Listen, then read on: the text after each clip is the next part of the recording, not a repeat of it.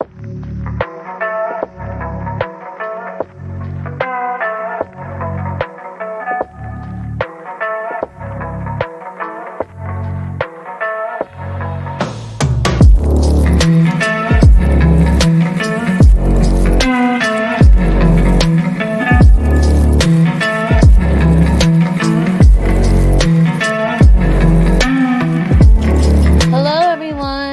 you so much for getting back to Save Your Tears podcast. I hope everyone's having a wonderful Monday. By the time this uploads, it'll probably be Tuesday or maybe a Wednesday. Regardless of the fact, I am so sorry. I know I've been delayed in a couple episodes, even in the content world. I've been in my own bubble, and I've been really focusing in my job, which I work in a law firm.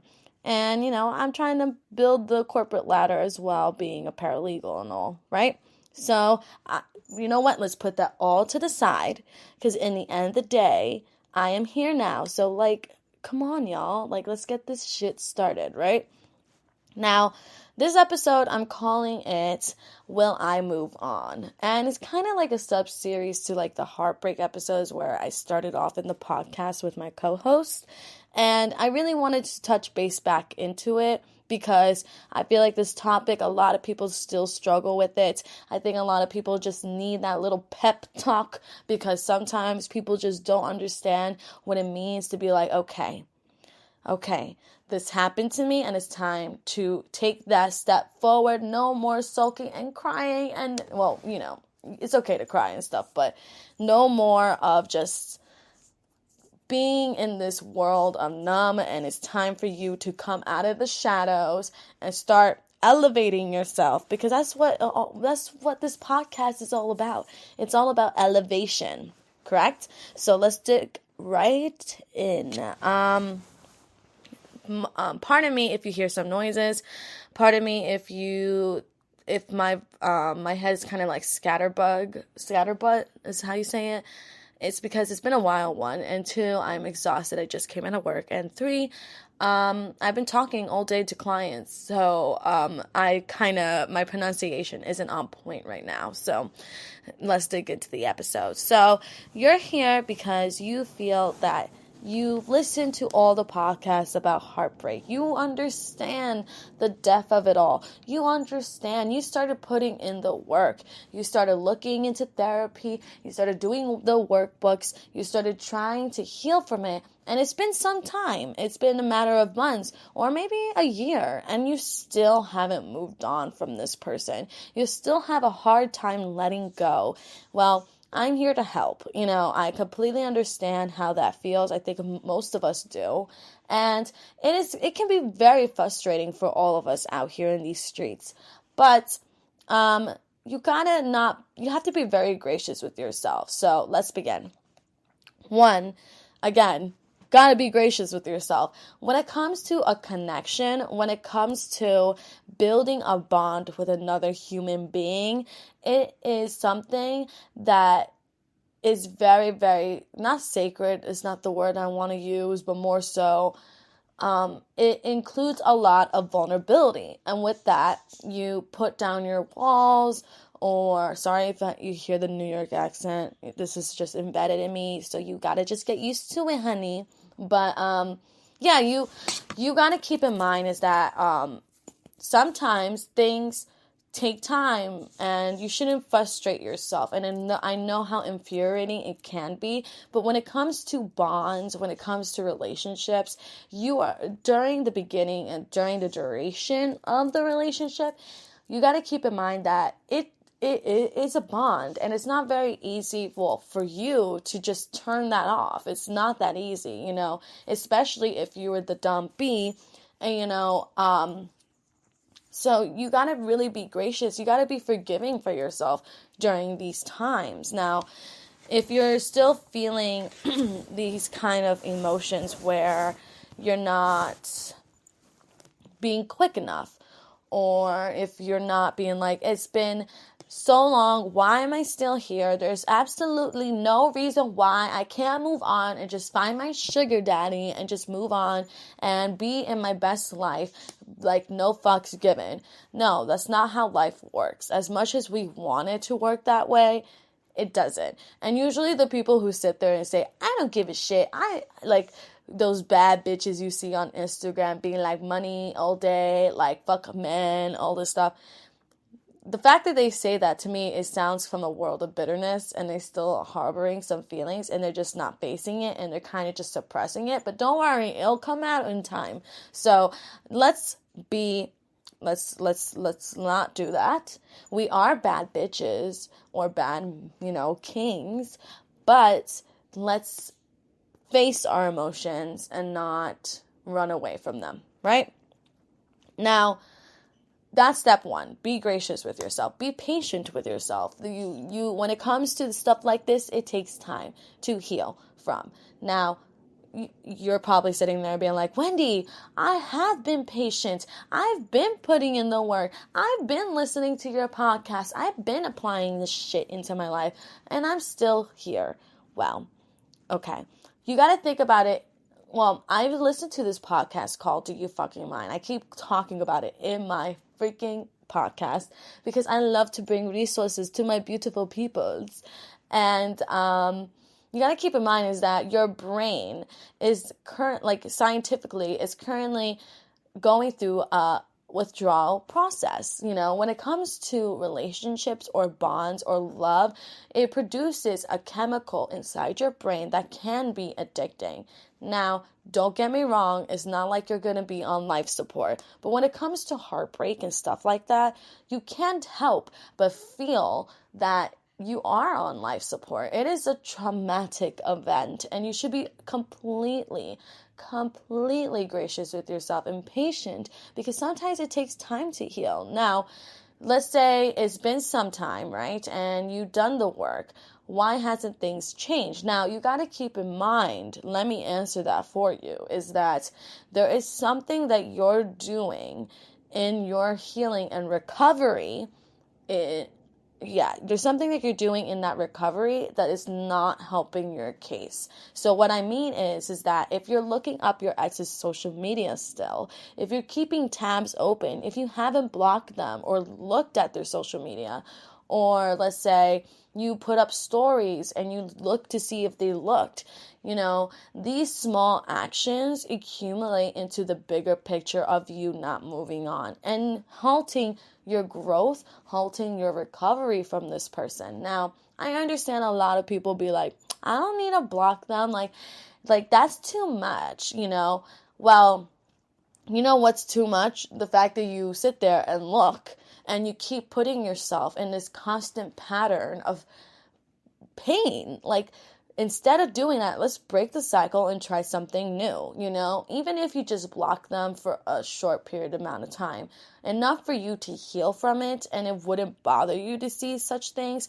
But when you're often trying to see some sort of sign, some desperate sign, not desperate, but some proof that they're still thinking about us, that they're still, they still haven't moved on, that they're still hurting, or that they have moved on and it's just a facade and all that stuff. When you feed actions that attribute to the person that broke your heart, you will never recover from it.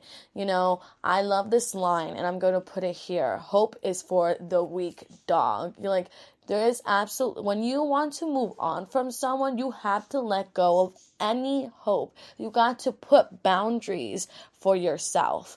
And this is a pep talk. I'm going to talk to you like you're my friend. You have to put boundaries for yourself. You got to block them. You got to, not contact them, not be friends with them, because they are attributing to this image of being like, we're going to get back together. We're still in each other's lives. They care about me. They miss me. Oh my God, they looked at my story. They all paint the bigger narrative of being like, oh, there is still hope. And you gotta kill that shit. It has no part in your growth. And that's part of the reason why you still have a hard time moving on, right? Now, let's say you do all those steps, right? Now, you had to really sit there, and though a lot of people don't like doing it, and trust me, when I went through my own heartbreaks, it is not very easy. You gotta sit there and you need to stop replaying the trauma of or the story that puts you in this victim mentality. Instead, because this is what's happening. You're putting yourself through this constant trauma where this person left you, or they dumped you, and you replay it over and over again, and you're trying to think of every reason why as to what happened. This day we were fine. If this didn't happen, then we would still be together. Like, again, these thoughts attribute again to that bigger picture, which is hope. You're trying to find reasons because right now, think of it scientifically, your brain is literally thinking, hey, I am in a world deal of pain. And in order for me to, justify this pain, to make this pain make sense, I'm going to find a reason of the cause and effect and try to fix that. But it feeds into the narrative of being like, again, hope. No. If they wanted to be with you, they would have. And even if, let's say, they decide not to be with you and then they come back later, you'll cross that bridge when you get there. There's absolutely no fucking way you should wait for anybody, right? You gotta treat a breakup like it's forever. And if they decide to come back, then you deal with it when they decide to come back. But you need to come into this being like, there's absolutely no way that they're coming back. No. It's time for me to choose me and put the energy back to me. And that's what number 3 is. Number 3 is put the energy back to you. Instead of thinking, why don't they want me in their life? Or why did they leave me? Or why are they looking at my stories? Why do you care? Point it back to you. Why do I care that he's looking at my stories, he or she? Why do I care why do I care about somebody who does not want me in their life, who has said that I don't want you in my life, that has not made any action, plausible action for them to be in my life, that wants to be with me? Why do I continue to do this to myself? And it falls into this beautiful thing called self-love. And I think a lot of us need to start building that, because that's why we keep going back to these relationships. And one, either not good, or two, is that you are so desperate and clinging on to anything that gives you a false sense of hope, and it's deterring you from your best self. And we need to cut the shit out, and we need to focus on me. So point the narrative back to you. Point the energy back to you. What about me needs this person still after everything? There is a deeper meaning behind it. So for example, right? So for me, I always wondered why every partner that I've been with was very toxic. In the beginning, you had such amazing chemistry. Oh my God, their mind was perfect. There was so much, sexual energy. There was just everything. It was like a roller coaster of emotions. But again, keyword, roller coaster. It's good and it's bad, and then when it's bad and it's bad, and it's just, mess. It was completely toxic, and it always ended up being in a very abusive relationship, and I always wondered why, right? And this is just from my experience. This is what I mean when you have to sit there and think about some shit, because you got to think look at all your partners, see the pattern there, and dig deep about yourself that craves what the fuck it is. For me, I kept chasing people who were so easy to let me go, chasing people who treated me like I was shit, who wasn't there for me when I needed them to be there for me emotionally. I kept choosing these same kind of partners, and I always asked myself why. And the reason why being is because growing up, I saw a false representation of love. With my family, I grew up seeing a horrible representation of love. For instance, I saw my mother cheating on my father multiple times. I saw my father never give up on my mother. And I thought if you love someone, you just don't give up. And that's why I end up being in relationships for a very long period, because I'm like, oh, you're not supposed to give up on the person you love. You're supposed to work it out. And I end up staying in situations that were just not healthy instead of walking away, because in my head, walking away is giving up. And that's not the case.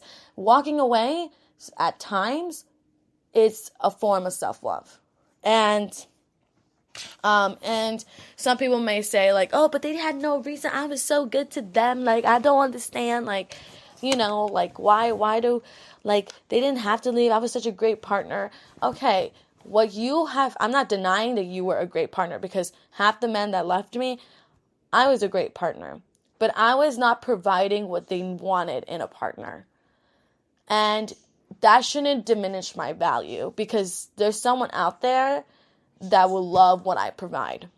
And for me, that is loyalty, love, consistency, time, and effort. This person wants a person that, is in now, who doesn't really give a shit. Like, they have to fall in line what they want, like, and that's not me, right? So, but that's, again, you gotta realize your own worth, and you have to really build that bond within yourself before anything else. And I think I learned that the hard way, and I hope that you guys learn it the right way. So, again, first things first, be gracious and patient with yourself. When it comes to love, when it comes to breakups, it takes time, and there's no time limit or time frame when or how to move on. Number 2, you got to keep in mind that your brain is going through a withdrawal kind of symptom. It's not like you're bedbound, but you are going through a traumatic event, and it may seem like that. And you have to feel those emotions, but do not stay in it. Number 3, you got to ask yourself why you crave these kind of people. Why do you crave this kind of attention? Why do you seek these kind of partners? Forget about the individual self. Look at it as a whole, right? For me, I always chose partners that were just emotionally not available. For me, I always wondered why? And that's when you have to sit there and think about some shit and think about why do you do certain things. Turn the attention back to you, being like, what about me intimidates them? What about me that wasn't fitting the mold? Oh, I know why. Because I'm a woman that is assertive, and they call it aggressive. I'm a woman that knows what they want. I'm a woman who's communicative, a woman who is expressive of emotions, and I need a man that matches that freaking level. And they were just not that level. That's why it didn't work out. And that's why you really have to think of it as a whole. You can't think of it as an individual, people. And keep in mind, number 4, the final step, emotions change, right? When you're going through your down moments, you really need to enforce those boundaries. You really need to stop looking at them social medias. You really got to stop looking into those Insta stories. Whatever caters to the hope, kill that shit, right? Instead, sit there and be like, if you feel like the urge to look at their social media, instead of looking, or if you want to say something, text your friends, right? When I want to say something to an ex, I text my friends, because there's no point in texting your ex. There's absolutely no reason. They made their decision. They do not want you in your life. And in your head, you're like, that hurts. Oh my God. Like, trust me, I get it. It hurts. But you got to keep in mind that, oh, that's your ego. Ego, hope, bye. That goes out the window. Why not me? Why them? Ego, kill it, bye. Oh, why was I not enough? Ego, kill it, bye. Kill your ego. It's not that you were not enough. It's not about the other person and them being more than you. It's not about any of that. You guys shared a bond between you and this person, and it didn't work out because you were looking for something and they would not provide it, or you did not provide what they were looking for in a partner. Thus, ultimately, things didn't work out. It does not mean that you're a bad person, or don't get me wrong, there's cases where people are just complete assholes, who are cheaters, who are liars, who are all these shits, right? Then you should walk away. Learn to love yourself and be like, I'd rather be by myself, living my best life, stress-free, not going home, crying, laying down on my pillow. Oh my God. When I had my last breakup, let me tell you a side story. Let me breathe. Whew. When I had my last breakup, and I was so traumatized to the gods that I was crying. I had therapy, and my therapist was the one who was like, Wendy, you were abused. And I was like, oh, really? Oh my God, stop it. But if once I started to heal and really did the work that I'm telling you guys to do, it felt so good to go to sleep without crying. It felt so good to go to sleep and not have anxiety for the next day because this person made me feel so shitty. Like, I would go to bed crying. I would go to bed angry. I would go to bed with anxiety for the next day, thinking I was going to get an email because he could only communicate through emails. Like, it felt so good to just go to sleep and be like, I'm okay. You know, I got me. In the end of the day, like, it's all about self-love. And the way to build that is to build the relationship with yourself. And people think in your head, you're like, oh, it's easier said than done. Like, how the fuck? Like, everyone says self-love, but no one really gives the steps to build that. In order for you to build that, you need to be by yourself.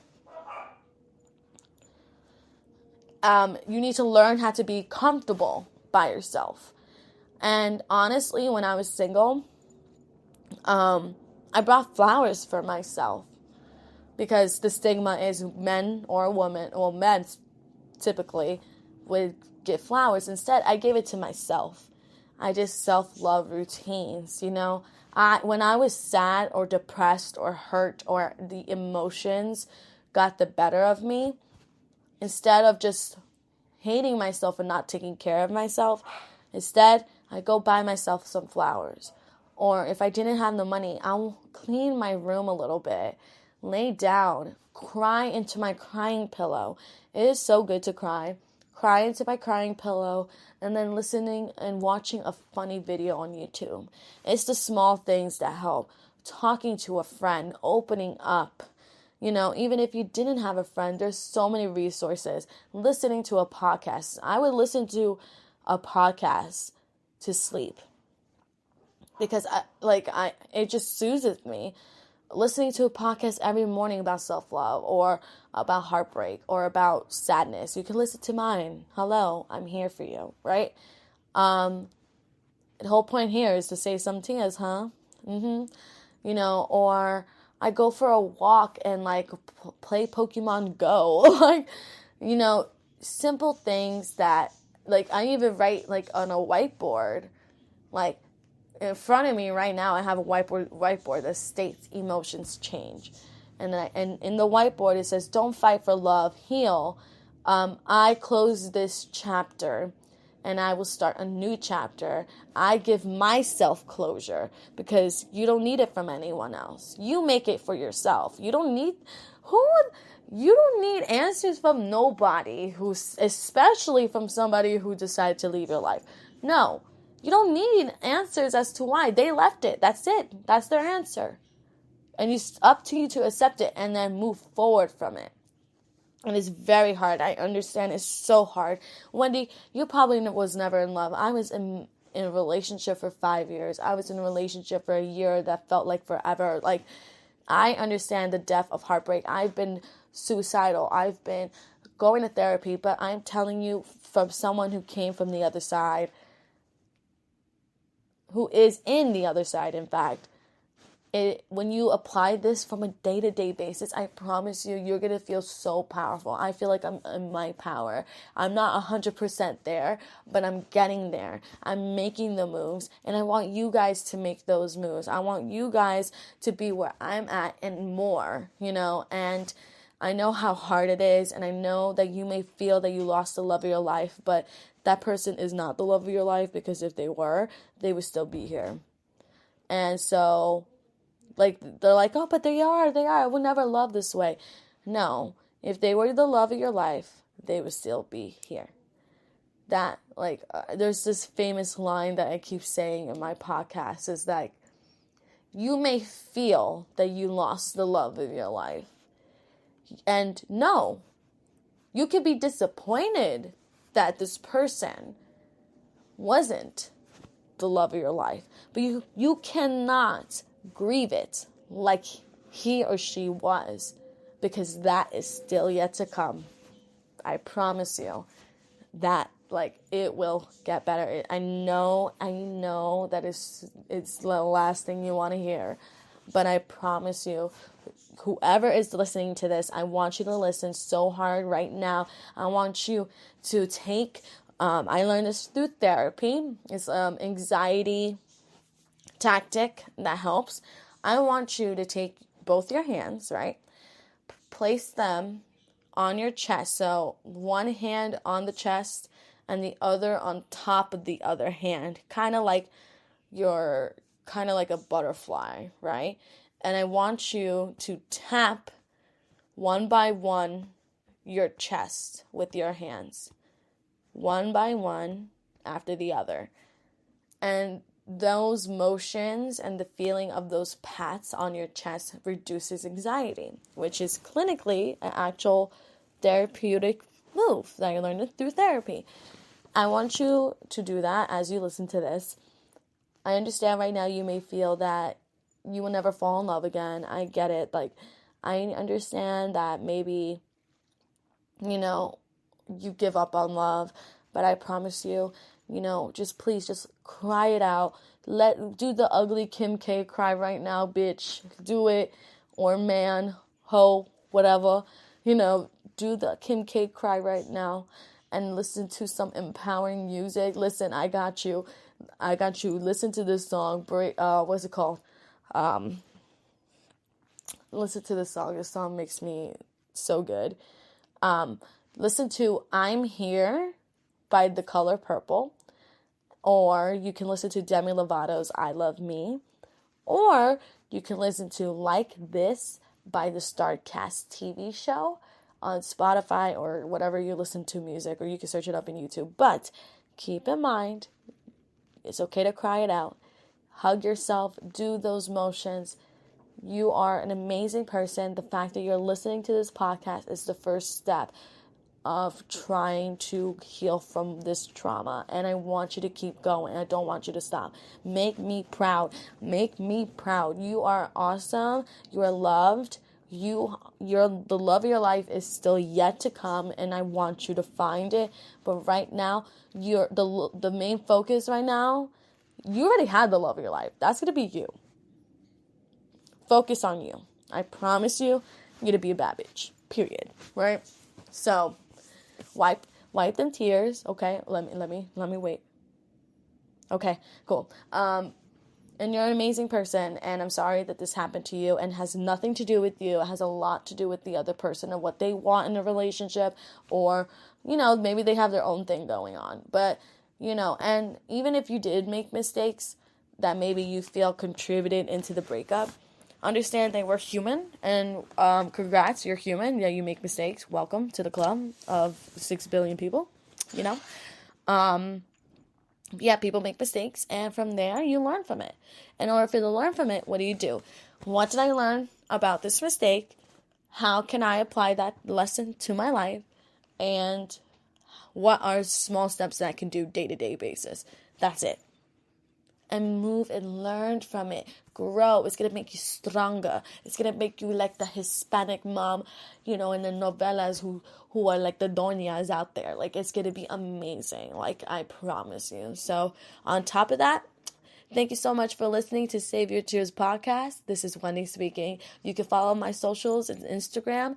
Right now, we're on Amazon Music, iTunes soon. It should be on. I have to wait 24 hours for the episode to go up. Amazon Music, Acast, Spotify, and iTunes. You can find us on Instagram at Save Your Tears Podcast and our Facebook page, Save Your Tears Podcast. With us, follow us, join us, be the beans, and let's save some tears. And don't worry, I got your back, okay? Please send a DM to the Instagram page because I really want to do a listener advice stories for y'all.